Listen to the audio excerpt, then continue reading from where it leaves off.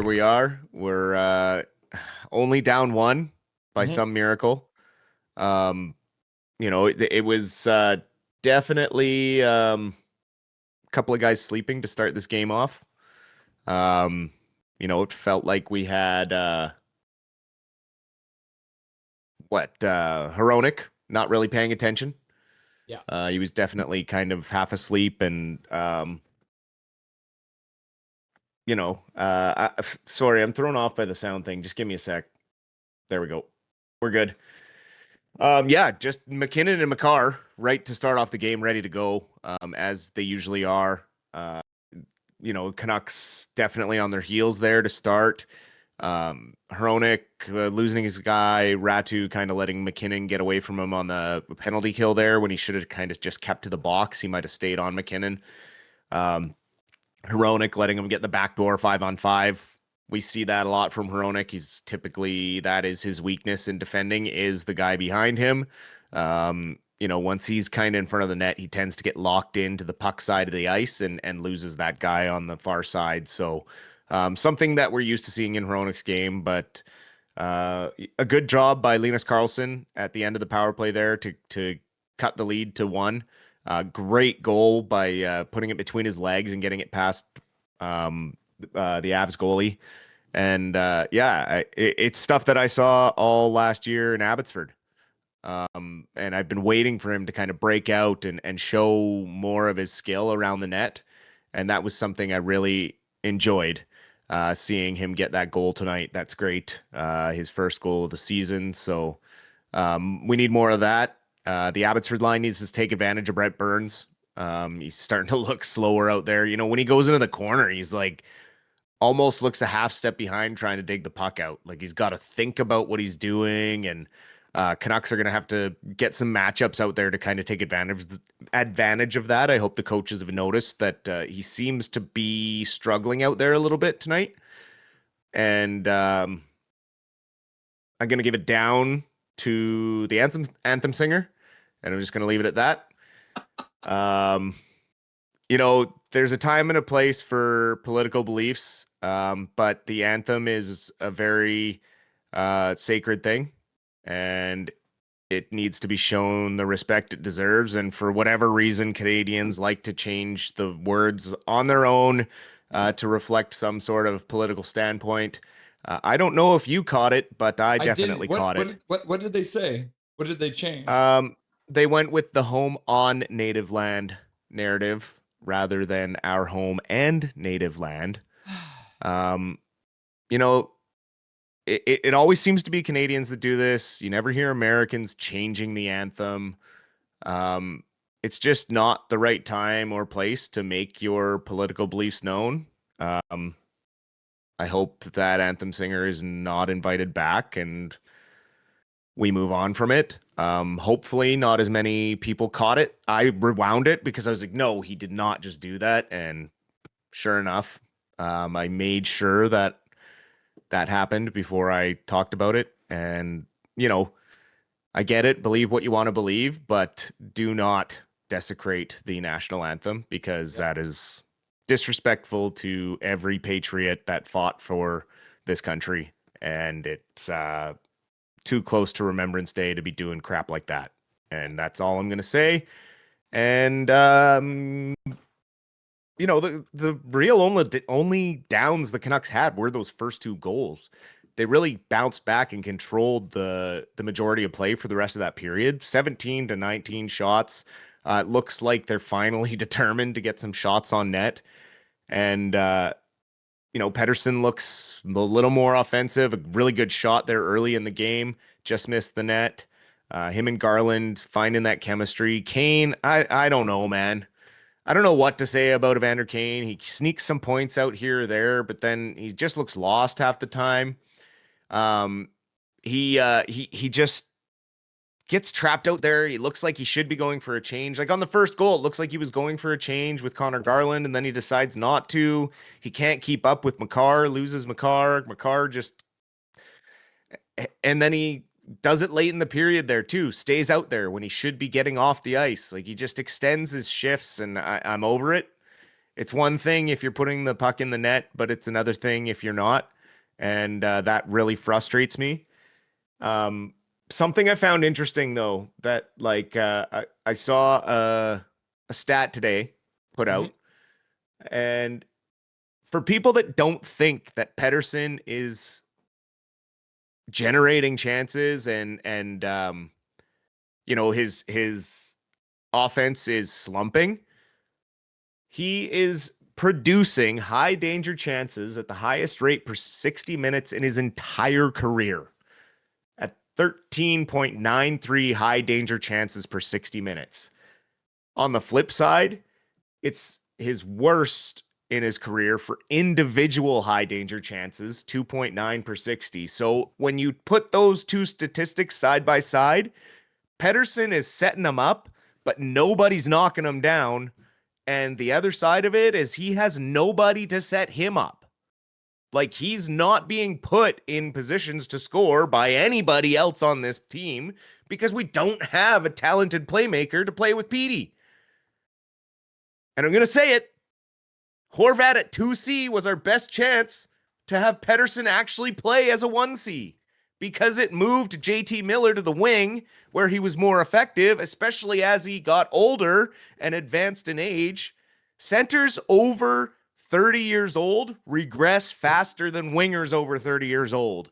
And JT Miller should be moved to the wing and should have been moved to the wing. He shouldn't have been our centerman. And that's where everything kind of went off the rails. And Horvat has 11 goals this year. So, I just, good on the Canucks for only being down one, but I need to see more from the offense. Again, 17 shots, but only like 5 of them are like, whoa, those were good chances, right? We talked about this with the Blackhawks game. Quinn Hughes even mentioned it after the game. He was like, yeah, we got 40 shots, but did you see their goalie making any spectacular saves? Like, oh, wow. So, it's similar tonight. Like, there hasn't really been insane saves made by Blackwood. So hopefully we can get a little more chemistry going and some high danger chances. The Hughes looks the best he's looked. He keeps skating better and better each game, so that's a plus. And I think if we get another power play, they look dangerous and should be able to get a goal through here soon. They're getting under Colorado's skin. They just need to keep pushing and come out hard in the second period and tie this up early. So Calvin 99 Charlie agrees with you. Skytree and Alfred agrees with you. Why can't people just sing the anthem as it is? I'm so with Dusty. I don't give a puck, political or not. $5 dono. So thank you very much, Skytree and Alfred, for that, showing your support for Dustin. And then Swerve and Irvin kind of asking a question: is it Petey's fault, the team's fault, or both? I'm going to go with both on your 279 dono. Tonight, I would say not his fault because he has been shooting the puck, and that might be what he needs to do. But if you were to ask me leading up this game, that's the only thing I've had trouble with P lately is he just needs to shoot the puck more. Yeah, me too, right? Like, he's doing literally everything else you want him to do, and he's going against the hard matchups. That's the other thing is Horvat used to go against the hard matchups, freeing up another line to score. Yeah. But now we don't have that. Right? Go back to the list of all the wannabes that he's had on his list. And I was on the line changes after post-game show last night. And it was like, Petey scored more points per game than everyone else before the age of 26. He was the 10th best by the age of 26 with all those plugs. So for me, that's huge. If there were anyone on this forward core that were finishing the chances he was setting up, he'd be at the top of the league for points right now. Yep. So that's the contrast. Like, Petey is alive. He needs the rest of the team to catch up. We got our answer tonight on the goaltending situation. Demko is still on a maintenance day, which is now a maintenance 2 days. So we'll see how long that lasts. They're saying maybe Adam Foote says today. Maybe on Tuesday. So he skated and he felt good today, but he wasn't good enough to play apparently. So once again, I ask you, what's your BS meter doing right now on the Canucks with Demko? Honestly, I have no clue. Foote today said Well, I'm gonna say he's probably gonna play Tuesday, and when I'm wrong, I'll deal with it then. But you guys want the truth. I think he's gonna play Tuesday. So I have no idea what it is. I think maybe they are just being super cautious, and Demko's a veteran, and he's just kind of being like, "I need this weekend off." I don't know. Maybe he's thick. I have no idea. I have no idea. But we can. We don't even know if it is like his knee that's he needs maintenance for, right? We're like, they haven't said if this is an upper body thing or a lower body thing. We're all just assuming it's his popliteus muscle or Yep. whatever they call it. Um, I don't know. I hope we see him on Tuesday, Yeah. but we just keep being told he's been skating, but there's no pictures or video. So at this point, it's kind of like believing in Bigfoot. I'll believe it when I see it. And so if he is playing on Tuesday, then I guess it was just maintenance, right? Like, I don't know. Olivier, we had him last night hitting DPD into the Oh, boards. Did not get a suspension, and I know that'll upset you, but I would say that if it had remained a 2-minute minor and he wasn't kicked out of the game, I would say suspension is probably a 1-game suspension. But because the referees reviewed it, made it a 5-minute major and a game misconduct, that's essentially like it's sort of like a 1-game suspension. Are you satisfied with that? Is that okay? because it happened in the first period and the refs got the call right. I mean, yes, you do be like, okay, that's all right. They got it right. They reviewed it. Or early in the second, I can't remember when exactly that happened. It was earlier in the game. Had it happened in the third period, you're likely looking at a 1-game suspension on the back end of it. But again, you never really know what the player safety is going to hand out as a suspension. Like Olivier is a pretty prolific offender when it comes to penalty minutes. So it was a predatory targeted hit to the head. Like he did intentionally hit him high and when he was defenseless.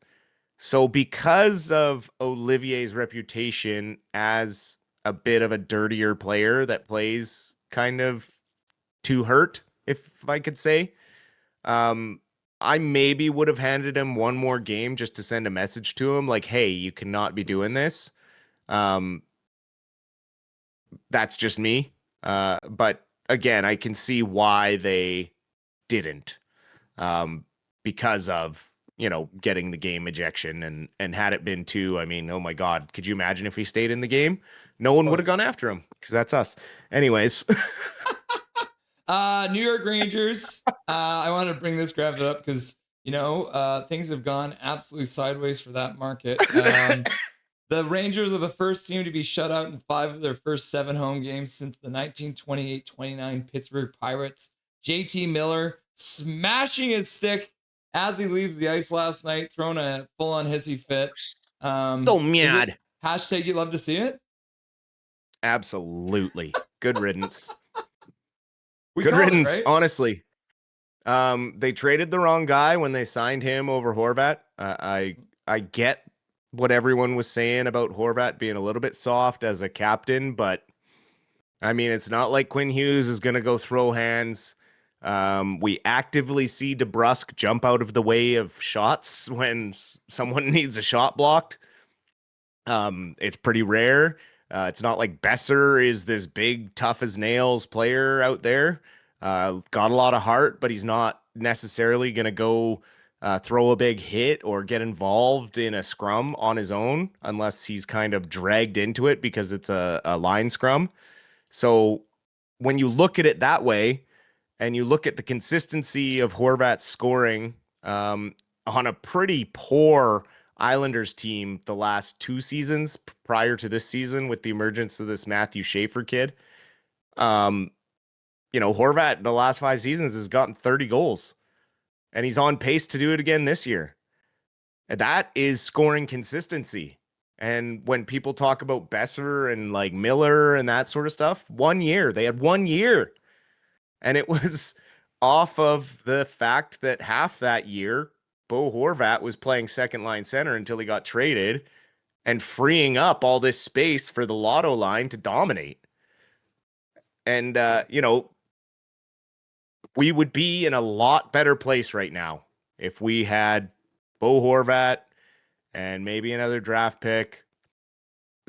I don't know. It's just it's really frustrating when you look at what Horvat has done for $8.5 million, and I'd take that on this team in a heartbeat Yeah, over I guess Besser at 7.5, right? the only And argument over against what it is Miller was given. obviously if Horvat's on this team, then we don't have Hronek, right? So that's essentially where the give and take is, right? So I was going to ask you about moving to do the same thing as the PWHL with the 3-point nights, because I feel like the overtime losses is getting out of control. I think we'll probably save this for Tuesday night because I don't want to talk about it in the post-game show. So let's save that for Tuesday night, because I'll probably do a little graphic too to kind of show people what the status would be in this league if you got 3 points for a win and only 2 points for an overtime win. So let's save that. And looks like the second period is about to get started here. So Dustin, thank you very much for stopping by, and we'll see you again in the post-game show, my dude. Absolutely. We'll see you then, and hopefully we can bring home a win. Nothing is perfect.